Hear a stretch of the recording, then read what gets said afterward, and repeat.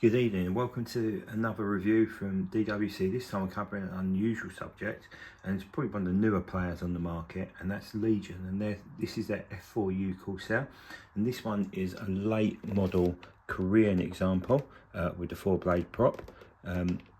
Let's get her out of the box and have a look. So as I've mentioned, these are one of the newer players on the market, and they are a sort of sub company, a bit like Skymax are to Hobbymaster. These are a sub company to Panzerkampf, who are obviously renowned for making their Mirages and various other aircraft and helicopters, and do a really good job of it as well. And they do fall into the budget category, and a lot of them appear to be remodels of the Amacom range, but with weathered paint and different sort of up and down undercarriage options.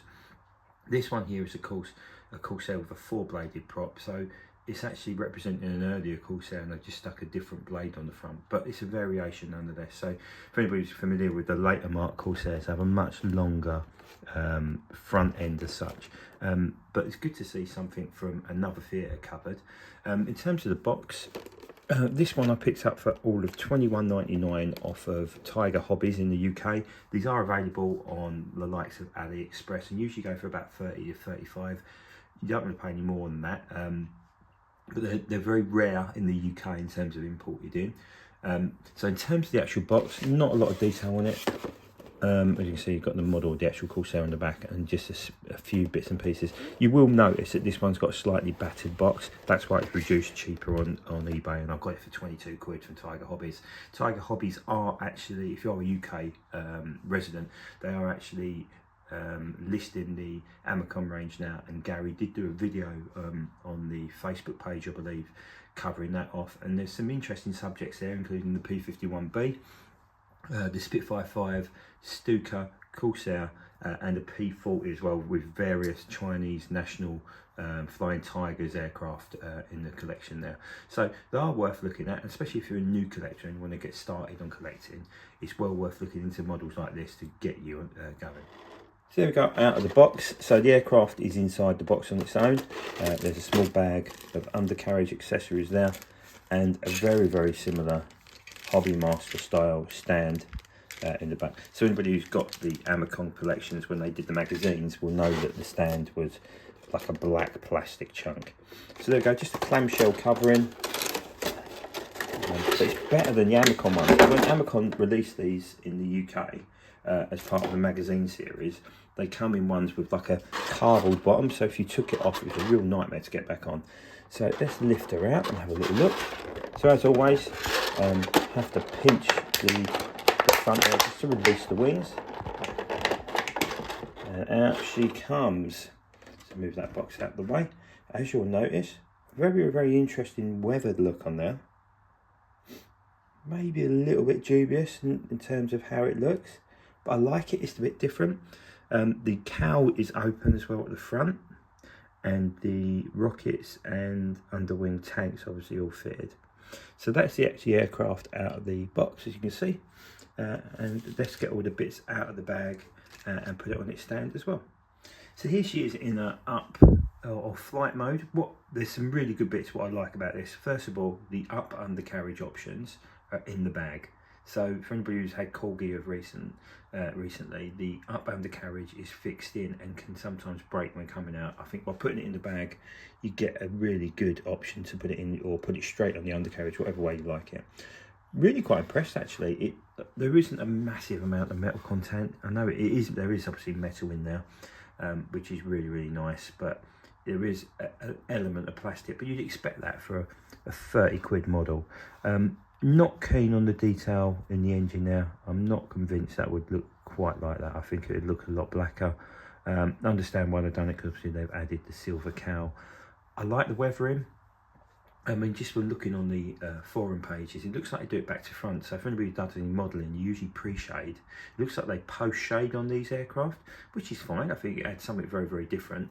Of course, it's the wrong mark for the model. The nose isn't long enough, but I will get out the Corgi one shortly when I put it on the undercarriage, so you can compare it.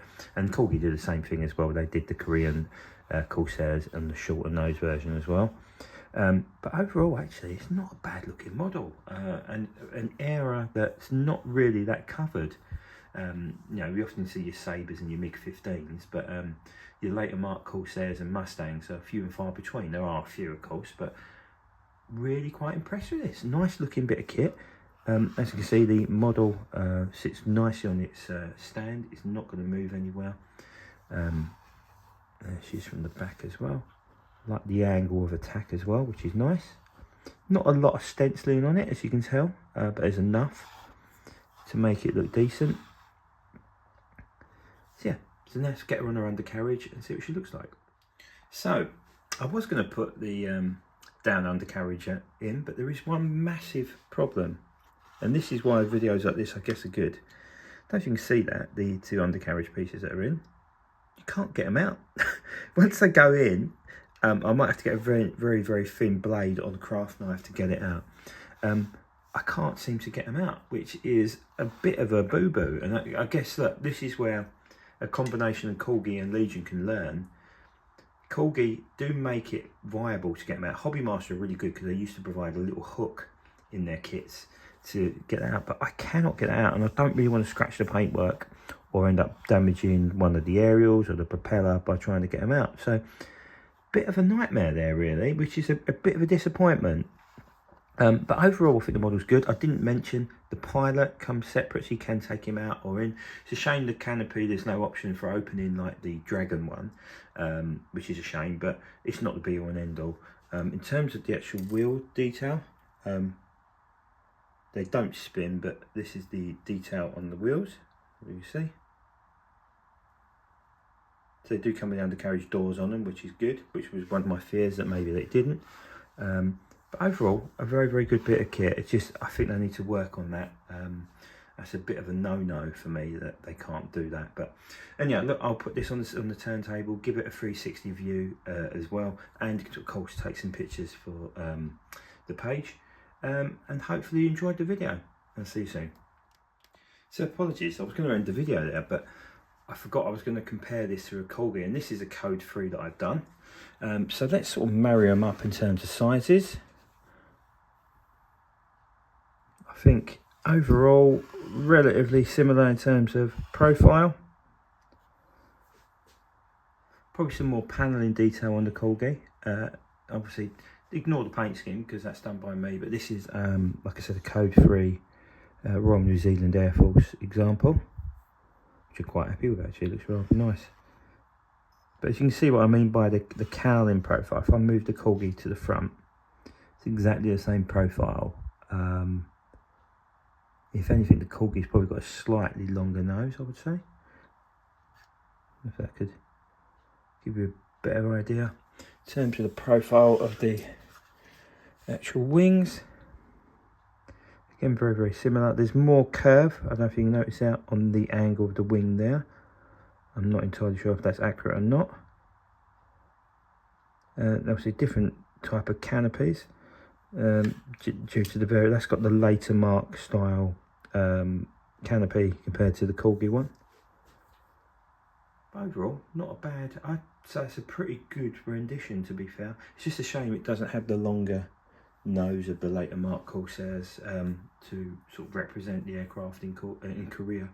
But it's a good effort. I think there's certainly some improvements that can be made in terms of the undercarriage.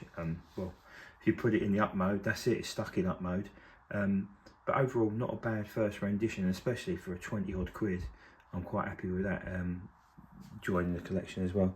In terms of weight, it's really difficult obviously to, yeah, the Corgi one is 100% more metal content in there, because this is a version that's come from the Amicon, which was more plasticky in order to keep the price down. But overall, Legion, I think you've done a really good job.